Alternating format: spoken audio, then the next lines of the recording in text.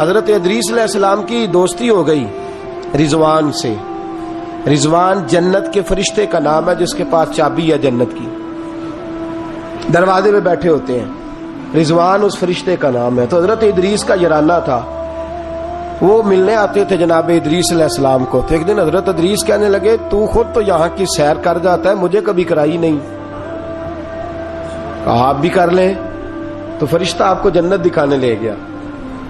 جنت میں جا کے تو کہنے لگا حضور چلے. فرمانے لگے کدھر؟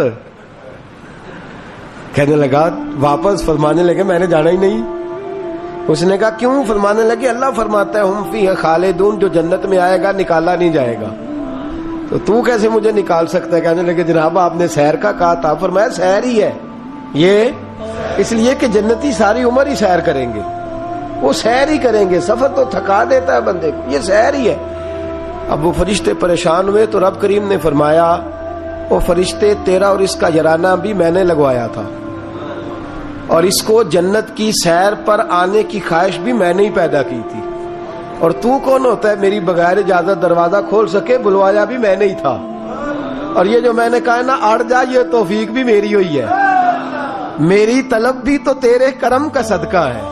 یہ پاؤں اٹھتے نہیں بلکہ یہ اٹھائے جاتے ہیں. تو جب بلا لیا ہے, جنت میں داخل کرا لیا ہے, اور جنت بھی وہ والی جس کو میرے رسول پاک کے قدموں نے جنت بنایا ہے, وہ جنت جس کو ریاض الجنہ کا لفظ دیا ہے, حضور نے جنت جس کو بنایا ہے, وہاں تک پہنچ جائے. یہ ہے ارض جنت, یہ طیبہ کی زمین ہے ارض جنت. پر زمین کس کی ہے؟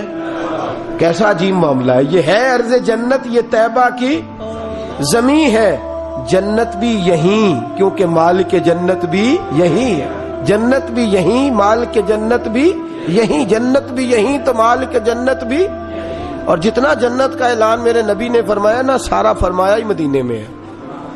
اور جنت بیچی ہے کئی دفعہ نبی پاک نے, کئی دفعہ فرمایا بیر روما کما خرید کے دو, مجھ سے جنت لے لو. حضرت عثمان نے کہا حضور میں خرید دیتا ہوں. کہا جنگ تبوک کے لیے سامان دو, مجھ سے جنت لے لو. حضور نے تو کئی دفعہ سیل لگائی ہے جنت کی. یہ ہے ارض جنت, یہ طیبہ کی زمین ہے. جنت بھی یہیں, مال کے جنت بھی یہیں ہے. کعبۃ اللہ.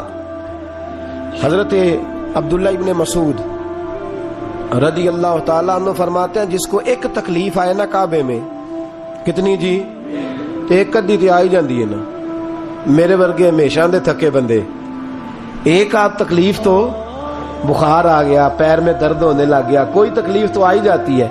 فرماتے ہیں ایک تکلیف اگر تجھے حرم مکہ میں آئی نا ایک, تو اللہ تیرے 80,000 سال کے گناہ معاف فرما دے.